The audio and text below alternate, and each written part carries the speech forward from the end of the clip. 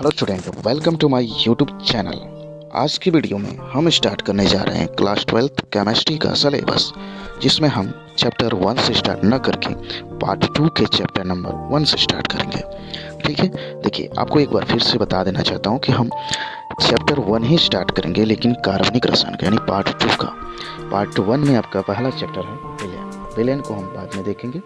ठीक है, विलयन है, वैद्युत रसायन है, रासायनिक बलगतिकी है, डी तथा यव ब्लॉक के तत्व हैं और उपसा संयोजन यौगिक है। फिर हम आएंगे कार्बनिक में, तो पहला चैप्टर आपको मिलेगा हाइलो एल्केन और हाइलो एरीन। ओके, तो चलिए हम इसको स्टार्ट करते हैं, फिर हम धीरे धीरे करके सब चीज़ें कर लेंगे, यानी सभी चैप्टर को पढ़ लेंगे। ओके, तो आप परेशान ना होइएगा, हर एक चैप्टर का एकदम एक एक नोट्स मिलेगा, यानी हर करके एक एक हेडिंग को हम समझेंगे, एक एक टॉपिक को समझेंगे और उसके क्वेश्चन को ही करेंगे। ठीक है, तो चलिए स्टार्ट करते हैं। सबसे पहले देखते हैं हाइलो एल्केनोम हाइलो एरीन। ठीक है, तो उससे पहले हमें कुछ बेसिक चीज़ें समझना होगा। जैसे यहाँ देख सकते हैं लिखा हुआ है हाइड्रोकार्बन के हाइड्रोजन व्युत्पन्न। ठीक है, हाइड्रोकार्बन के हाइड्रोजन व्युत्पन्न क्या होते हैं, तो देखते हैं। देखिए, वे हाइड्रोकार्बन, ठीक, जिसमें से एक या अधिक हाइड्रोजन परमाणु द्वारा विस्थापित हो जाता है, तो उससे हम हाइड्रोकार्बन के हाइड्रोजन व्युत्पन्न को। एक काम और अब करिएगा, या कॉपी पेन लेकर के साथ ही साथ नोट्स बनाइएगा। इससे बेटर नोट्स आपको कहीं नहीं मिलने वाला है।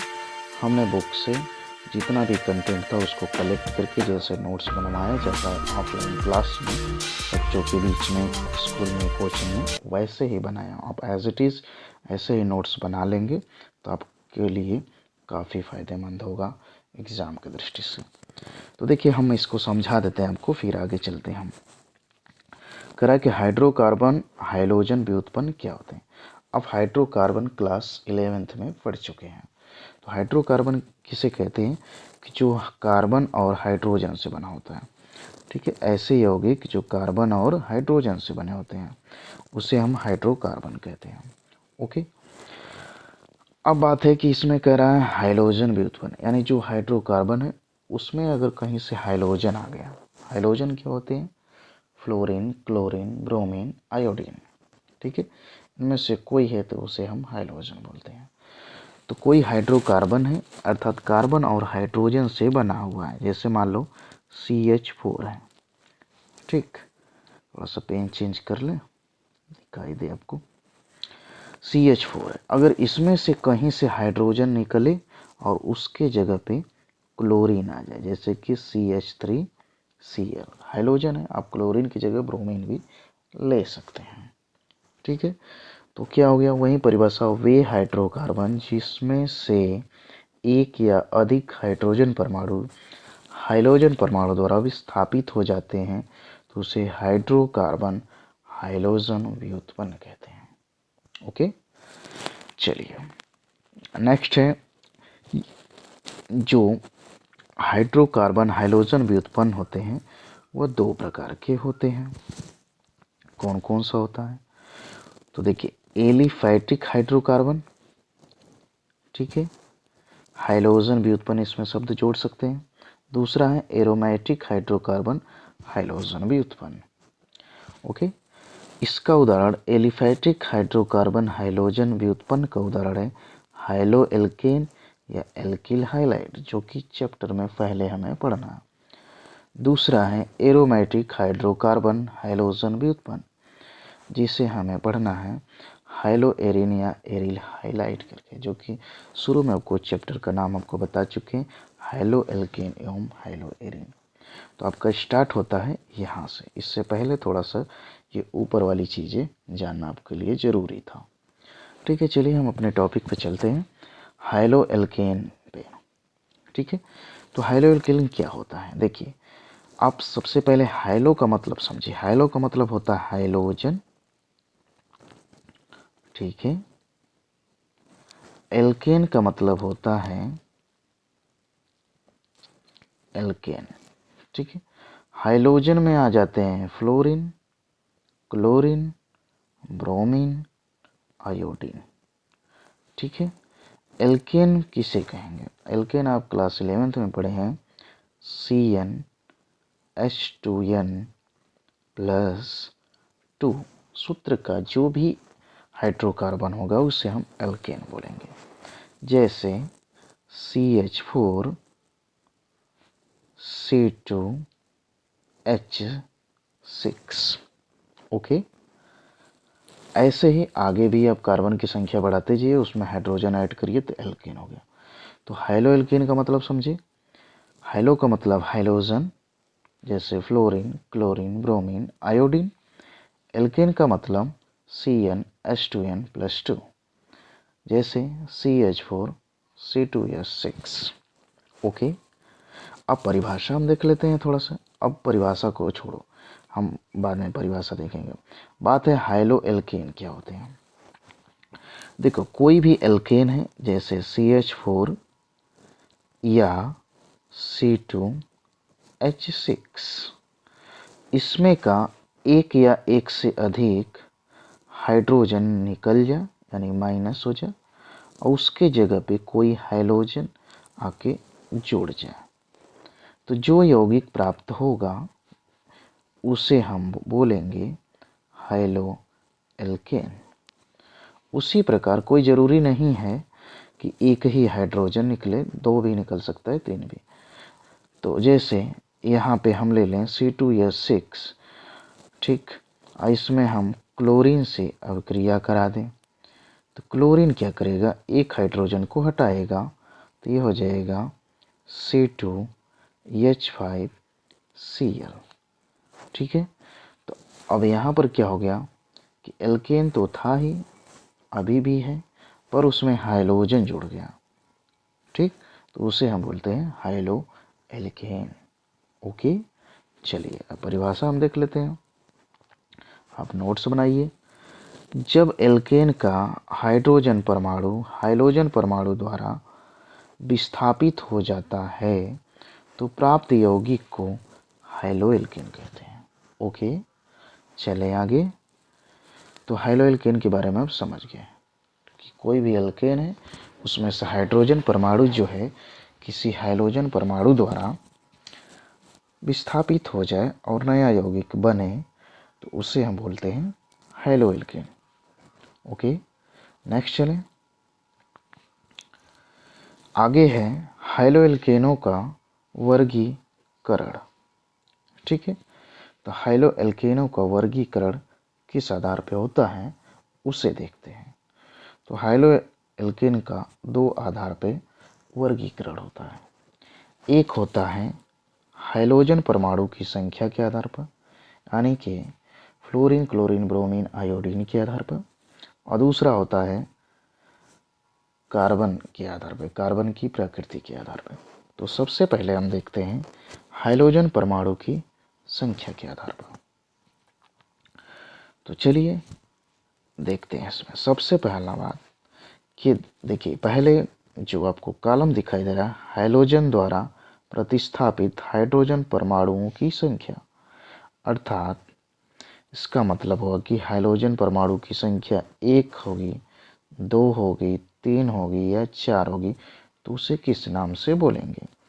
देखिए, अगर एक हाइलोजन आके जुड़ता है किसी भी एल्केन से तो उसे बोलते हैं मोनो हाइलो एल्केन।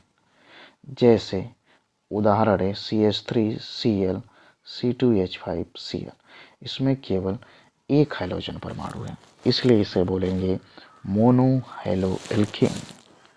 ठीक है, दूसरा है डाई हाइलो एल्केन। इसका मतलब कि अगर एल्केन का 2 हाइड्रोजन परमाणु विस्थापित हो और उसमें 2 हाइलोजन आके जुड़ जाए तो उसे हम बोलेंगे di halo alkane. Okay, next है ट्राई हाइलो एल्केन। इसका मतलब ये हुआ कि एल्केन का 3 हाइड्रोजन परमाणु विस्थापित हो और 3 हाइलोजन आके जुड़ जाए तो उसे बोलेंगे ट्राई हाइलो एल्केन। उसी प्रकार यदि एल्केन का 4 हाइड्रोजन परमाणु 4 हाइलोजन परमाणु द्वारा विस्थापित हो तो उसे बोलेंगे टेट्रा हाइलो एल्केन। इसके अलावा एक और होता है 5 या 5 से अधिक यदि हाइलोजन परमाणु किसी एल्केन के हाइड्रोजन परमाणु को विस्थापित करके यौगिक बनाते हैं तो उसे हम बोलते हैं पॉलीहाइलो एल्केन। ओके बच्चों, नेक्स्ट चलें। आप कॉपी और पेन ले करके नोट्स बनाते रहिए, इससे बेटर नोट्स आपको नहीं मिलने वाला है। चलिए नेक्स्ट देख लेते हैं हाइड्रोजन परमाणु युक्त कार्बन की प्रकृति के आधार पर। अब एक चीज आपको समझना है, यहाँ पे इसमें लिखा है प्राथमिक एल्किल हैलाइड, द्वितीयक एल्किल हैलाइड, तृतीयक। इसको समझने से पहले हम आते हैं, आपको बता देते हैं प्राथमिक कार्बन, द्वितीयक कार्बन और तृतीयक कार्बन क्या होते हैं। जब कोई कार्बन परमाणु एक कार्बन परमाणु से जुड़ा रहेगा तो जो पहला परमाणु है उसे हम प्राथमिक कार्बन कहेंगे। ठीक है, यदि कोई कार्बन परमाणु दो कार्बन परमाणु से जुड़ा रहेगा ऐसे, ठीक है, आगे होगा, लेकिन दो कार्बन परमाणु से जुड़ा रहेगा तो उस पहले वाले कार्बन परमाणु को हम द्वितीय कार्बन परमाणु कहेंगे। इसी प्रकार यदि कोई कार्बन परमाणु है वह तीन कार्बन परमाणु से यदि जुड़ा है तो उसे हम तृतीय कार्बन परमाणु बोलेंगे। ठीक है, तो अब इसी के आधार पर यदि प्राथमिक कार्बन से कोई हाइड्रोजन जुड़ा रहेगा तो उसे प्राथमिक एल्किल हाइलाइड बोलेंगे। यदि द्वितीयक यानी दूसरा तो नहीं कह सकते, द्वितीयक कार्बन से यदि कोई हाइड्रोजन जुड़ा है तो उसे द्वितीयक एल्किल हाइलाइड बोलेंगे। यदि तृतीयक कार्बन से जुड़ा हुआ है हाइड्रोजन तो उसे हम तृतीयक एल्किल हाइलाइड कहेंगे। ठीक है, तो आइए हम ऊपर से देख लेते हैं इसको। जैसे देखा जाए, अब यहाँ पे देख रहे हैं यह बॉन्ड खाली है तो यहाँ पे कोई आके हाइड्रोजन जोड़ सकता है। अब देखिए ये प्राथमिक कार्बन है। कैसे? क्योंकि ये केवल एक कार्बन से जुड़ा है। उसी तरह देखा जाए इस कार्बन को तो इसके अगल बगल दो कार्बन जुड़े हैं, यानी दो कार्बन से जुड़ा है, इसलिए यह द्वितीय कार्बन हो गया। उसी तरह से आप इसे देखिए, इस कार्बन से ये बॉन्ड जो छोड़ा है ना तो यहाँ पे कोई हाइड्रोजन आएगा। ओके, तो अब यह तृतीयक हो गया, तो प्राथमिक, द्वितीयक, तृतीयक। तो इसी से अगर जुड़ गया कोई हाइड्रोजन तो उसी को बोलते हैं प्राथमिक एल्किल हैलाइड। द्वितीयक से जुड़ेगा तो द्वितीयक एल्किल हैलाइड, और तृतीयक कार्बन से जुड़ेगा तृतीयक एल्किल हैलाइड। इसके उदाहरण आप देख सकते हैं यहाँ से, ये दूसरा द्वितीयक एल्किल हैलाइड का है उदाहरण, और यह है तृतीयक एल्किल हैलाइड का। ठीक है, बात क्लियर हुई? आगे चलें। अब हम बात करेंगे मोनो हाइड्रोजन व्युत्पन्न। देखो, मोनो का मतलब होता है एक, ठीक है, मोनो का मतलब एक, हाइड्रोजन मतलब एक्स मतलब फ्लोरीन, क्लोरीन, ब्रोमीन, व्युत्पन्न मतलब उससे उत्पन्न यानी यौगिक। तो अगर मोनो हाइड्रोजन व्युत्पन्न हम देखा जाए, यानी कि मोनो हाइड्रो एल्केन को देखा जाए तो उदाहरण बहुत आसान है। देखिए, जैसे हम लेते हैं CH4, ठीक, अब इससे मान लीजिए कोई हाइड्रोजन जुड़ता है, एक हाइड्रोजन को विस्थापित कर देता है। मान लेते हैं हम ले लिए क्लोरीन, ठीक है, क्लोरीन प्लस कर देते हैं यहाँ पे, तो यहाँ से हाइड्रोजन हटा तो बना लिया CH3Cl। कुछ लोग के दिमाग में आएगा कि ये क्लोरीन कहाँ गया, भाई वो माइनस या Cl बना के बाहर हो जाएगा। ठीक है, तो आगे चलते हैं हम। ऐसे ही C2H5Br ले लीजिए, बार बार Cl लेंगे तो आप कहेंगे Cl ही क्यों ले रहे हैं। ऐसे ही कोई एल्केन है, जैसे मान लो C3H8 है, ठीक है, तो एक हाइड्रोजन निकल गया तो 7 हो गया, इसमें आयोडीन आ गया, तो ये मोनो हाइड्रोजन भी उत्पन्न है। ठीक है, यानी इसमें हाइड्रोजन की संख्या कितना है? एक है। ऐसे जितने भी एल्केन है उसमें से एक हाइड्रोजन निकला और एक हाइड्रोजन आपने लगा दिया तो मोनो हाइड्रोजन भी उत्पन्न हो जाएगा। ओके, तो इसमें कोई परिभाषा वगैरह बहुत खास नहीं है, मोनो हाइड्रोजन भी उत्पन्न हेडिंग करके आप ये सब उदाहरण लिख सकते हैं। ओके बच्चों, आगे बढ़ें। चलिए नेक्स्ट है, इनका नामकरण कैसे करेंगे। जो मोनो हाइड्रोजन भी उत्पन्न है उनका नामकरण कैसे करेंगे। तो इनके दो नाम होते हैं, एक तो होता है सामान्य नाम, एक होता है IUPAC नाम। बहुत ज़्यादा कुछ इसमें नहीं है। देखिए सामान्य नाम में आप इसको एल्किल कह दीजिएगा और हाईलाइट कर दीजिएगा। एल्किल का मतलब, जैसे देखिए एल्किल का सूत्र क्या होता है पहले यह समझिए, CN होगा, H2N होगा, +1 होगा, ये तुम्हारा एल्किल का सूत्र हो गया। हाईलाइट, हाईलाइट मतलब इसमें X जोड़ जाएगा, ठीक है। तो X का जोड़ने का मतलब कि कोई भी चीज़ जुड़ सकता है, फ्लोरीन हो या क्लोरीन हो या ब्रोमीन हो या आयोडीन हो। ओके, अब बात करेंगे, जैसे इस पे हम उदाहरण लेते हैं।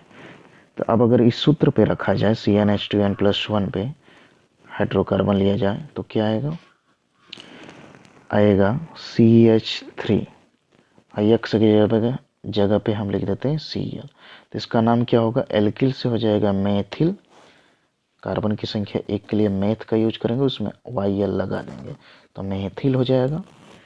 अब क्लोराइड, सिंपल नाम है। ऐसे ही C2H5Br ले लिए तो इसका नाम हो जाएगा एथिल ब्रोमाइड। ओके, नेक्स्ट ऐसे ही हम ले सकते हैं आगे C3H7I, ठीक है। तो अब ये हो गया प्रोपिल आयोडाइड, ठीक है। तो ये सामान्य नाम है, आपको एल्की लेना है, जो भी एल्की रहेगा उसका नाम लिखिए, आप प्लस हाइलाइड यानी क्लोराइड, ब्रोमाइड, आयोडाइड, फ्लोराइड ऐसे यूज कर सकते हैं। हाइलो एल्केन में थोड़ा सा अलग होगा, बाकी नाम सेम होगा। हाइलो एल्केन का मतलब, जैसे फ्लोरीन आ गया तो आप फ्लोरो कहोगे, ठीक है। आयोडीन आ गया तो आइडो का यूज करेंगे पहले, ब्रोमीन आ गया तो ब्रोमो का यूज करेंगे, ठीक है। क्लोरीन आ गया तो क्लोरो का यूज करेंगे, ठीक है। और साथ ही में एल्केन जोड़ देंगे, जैसे हम यहीं यौगिक तो सेम रहेगा, CH3Br ले लिए। तो अब यहाँ पे हाइलो, पहले हाइलो यानी हाइड्रोजन का नाम लिखेंगे। तो ब्रोमीन है तो इसका नाम लिखोगे ब्रोमो, पहले क्या लिखोगे, ब्रोमो। फिर एल्केन, तो एल्केन का नाम क्या होता है, कार्बन की संख्या 1 है तो यहाँ पे हो जाएगा मेथेन, ठीक है, मेथेन, ठीक है। क्लास 11th में अपने एल्केन वगैरह के बारे में पढ़ा होगा। ओके, चलिए नेक्स्ट ऐसे ही देख लेते हैं हम, C2H5I ले लेते हैं, ठीक है। तो पहले हाइड्रोजन का नाम लिखो हाइलो, तो आयोडीन है तो आयोडीन सिंपल नाम नहीं लिखेंगे, आइडो लिखेंगे। तो क्या इसका नाम होगा, आइडो, ठीक। फिर 2 कार्बन इसमें है, 2 कार्बन से एल्केन की तरह क्या हो जाएगा, एथेन, एथेन, ठीक है। चलते हैं ऐसे ही आप और भी चीज़ें ले सकते हैं, जैसे C3H7F ले सकते हैं, ठीक है। तो इसका नाम क्या हो जाएगा, फ्लोरीन है तो फ्लोरो, और 3 कार्बन है तो एल्केन के हिसाब से क्या हो जाएगा, प्रोपेन, ठीक है बच्चों। चलिए, तो हमारा ये हो गया टॉपिक क्लियर, इसका नामकरण कैसे करेंगे। नेक्स्ट है समावयवता, ठीक है। समावयवता क्या होता है, देखिए हम आप देखिए परिभाषा बाद में देखेंगे, समझ लेते हैं। देखो क्या होता है कि कुछ यौगिक ऐसे होते हैं कि जिनका तो अणु सूत्र सेम होता है, ठीक है। अणु सूत्र का मतलब कार्बन हो या हाइड्रोजन हो, ऑक्सीजन हो, या उसमें कोई भी तत्व है, उनकी संख्या तो सेम होती है, पर क्या होता है उनका भौतिक और रासायनिक गुण अलग अलग हो जाता है। तो उस यौगिक को हम बोलते हैं समायोगी, और जो अलग अलग होते हैं उसी गुण को बोलते हैं समावयवता, यानी नाम से समान अवयव। ओके, चलिए हम परिभाषा भी देख लेते हैं। वे यौगिक जिनके अणुसूत्र समान होते हैं लेकिन भौतिक व रासायनिक गुण भिन्न भिन्न होते हैं समायवी कहलाते हैं। तथा यह परिघटना समावयवता कहलाती है। ठीक है, तो उदाहरण यहाँ पे नहीं लेना, समयावता क्लास 11th में होता है, आप अच्छे से पढ़े होंगे, तो यहाँ पे आपसे समयावता के बारे में एग्जाम में नहीं पूछा जाएगा। हाँ, पूछा जा सकता है कि भाई जो आप पढ़ रहे हो हैलो एल्केन, इसमें कौन कौन सी समयावता देखने को मिल रही है। तो पहला जो समयावता आपको देखने को मिलेगी वो मिलेगी स्थान समयावता, यानी इसमें जो क्रियात्मक समूह होगा उसका स्थान बदलता रहेगा। ये जो आप टेढ़ टाढ़ देख आ रहे हैं ना, टेढ़ी श्रृंखला, ये टेढ़ी श्रृंखला क्या है, ये जहाँ कोना या सिरा दिखाई दे रहा है वहाँ पे आप अपने से कार्बन ऐड कर लेंगे। ठीक है, यहाँ पे कार्बन, यहाँ पे कार्बन, यहाँ पे कार्बन, यहाँ पे कार्बन, यहाँ पे कार्बन, ऐसे कार्बन है, और इसके हिसाब से जितना ज़रूरत पड़ेगा हाइड्रोजन आप यूज कर लीजिएगा। हाइड्रोजन कैसे यूज करेंगे, देखिए यहाँ पे एक बॉन्ड बना है तो यहाँ पे 3 हाइड्रोजन का यूज हो जाएगा। यहाँ पे देखिए कार्बन से 2 बॉन्ड बना हुआ है, ठीक, तो यहाँ पे H2 का प्रयोग हो जाएगा, CH2 कुल मिला के हो जाएगा, आप कर लीजिएगा। अब देखिए यहाँ पर नंबरिंग यदि किया जाए तो 1 2 3 ऐसे 4 5 6 7। तो अब देख रहे हैं यहाँ पे क्लोरीन किस नंबर पे है, दूसरे नंबर पे है। यहाँ से करेंगे, इसमें देखा जाए तो 1 2 3 4 5 6 7। ठीक, तो यहाँ पे क्लोरीन देखा जाए तो तीसरे नंबर पर, इसका स्थान क्या हो गया, चेंज हो गया। तो उसी को बोलते हैं स्थान समय होता है, यानी जिसमें क्रियात्मक समूह का स्थान परिवर्तित होता है उसे स्थान समय होता कहते हैं। और ये हैलो एल्केन है। कुछ लोग को थोड़ा सा कन्फ्यूज़न बना होगा कि ये रिंग क्या है, ऐसे ऐसे जो रिंग दिखाई दे रही, भाई कुछ नहीं है। एक रिंग, जैसे ये एक सीधी रेखा है तो ये सिंगल बॉन्ड दिखाएगा, ये जो कोना दिखाई दे रहा है कार्बन होगा। अगर मान लीजिए इससे हम कार्बन लगा दिए तो इसका मतलब इस कार्बन से एक बॉन्ड ये हो गया, एक बॉन्ड ये हो गया, 2 बॉन्ड, तो ये कार्बन 4 बॉन्ड बनाता है तो इसको 2 हाइड्रोजन अपने से ऐड करना होगा। ठीक है, ज़्यादा इसमें कुछ है नहीं। चलिए, तो स्थान समयावता के बारे में समझ गए। नेक्स्ट है श्रृंखला समयावता, यानी जिसके श्रृंखला में भिन्नता पाई जाए। देखिए वही चीज़ है, अब हम यहाँ पे लगा चुके हैं। अब देखिए इसमें 2 क्लोरोहेक्सेन है, आप देख पा रहे हैं यहाँ पे कार्बन की संख्या गिन लीजिए, 1 2 3 4 5 6। यहाँ पे देखा जाए तो 1 2 3 4 5 और 6 कार्बन है। सब में अवयव तो सेम है, लेकिन क्या है, श्रृंखला अलग है। इसकी सीधी श्रृंखला है, इसमें एक साइड चेन आ गया, तो इसकी श्रृंखला में भिन्नता आ गई, तो इसलिए इसका नाम पड़ गया श्रृंखला समावयवता। ओके, नेक्स्ट है प्रकाशिक समयावता। प्रकाशिक समयावता का मतलब होता है कि कोई चीज़ के दिशा में परिवर्तन आ जाए। जैसे मान लीजिए ये आप देख रहे हैं 2 ब्रोमो प्रोपेन, तो हो सकता है अब जैसे मान लीजिए यहाँ पे इसका ब्रोमीन जो है इस साइड आ जाए और मेथिल जो समूह है इस साइड आ जाए। उसी तरह फ्लोरीन है इधर आ जाए, हाइड्रोजन इधर आ जाए। ठीक है, तो ऐसी समयावता देखने को मिलेगी किसमें, हैलो एल्केन में। ओके, तो हमने देखा इतना, आगे देखते हैं। आप नोट्स बना लीजिएगा अपने से। अब नेक्स्ट है हैलो एल्केन बनाने की विधियाँ। ठीक है, तो वीडियो काफ़ी लंबा हो गया है, तो इसे हम बनाने की विधियाँ, रासायनिक गुण और उपयोग के बारे में नेक्स्ट वीडियो में देखेंगे। तो उम्मीद है कि आपको ये वीडियो पसंद आया हो। वीडियो पसंद आया है तो वीडियो को लाइक करिए, चैनल को सब्सक्राइब करिए। Thank you.